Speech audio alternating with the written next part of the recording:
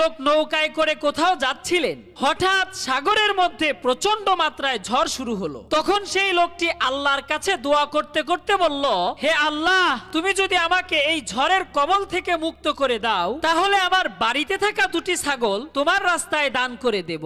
ঝড় হচ্ছে আর হচ্ছে, এরপরেও ঝড় থামছে না। তখন লোকটি আবার বলল, হে আল্লাহ, আমার বাড়িতে দুটি গরু আছে, সেখান থেকে সবচাইতে সুন্দর আর বড় গরুটা তোমার রাস্তায় দান করব। তবুও তুমি এই বিপদ থেকে মুক্তি দান করো, এবার ঝড়টা একটু থামাও। কিছুক্ষণ পর ঝড় থেমে গেল, লোকটি নিরাপদে বাড়িতে চলে গেল। দিন যায় রাত যায়, এভাবে অনেক দিন কেটে গেল, কিন্তু সেই লোকটি গরু অথবা ছাগল কোনোটাই আল্লাহর রাস্তায় দান করে না। তখন এলাকার লোকজন তাকে জিজ্ঞেস করলো, তোমার না আল্লাহর রাস্তায় ছাগল এবং গরু দান করার কথা ছিল?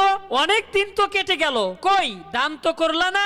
লোকটি তখন বলল, শুনেন ভাই, সাগরের মধ্যে ঝড় তুফান দিয়ে আল্লাহ আমাকে ভয় দেখিয়েছে, আর আমিও কি কম চালাক? আমি আল্লাহকে ছাগল আর গরু দান করার কথা বলে লোভ দেখিয়েছি।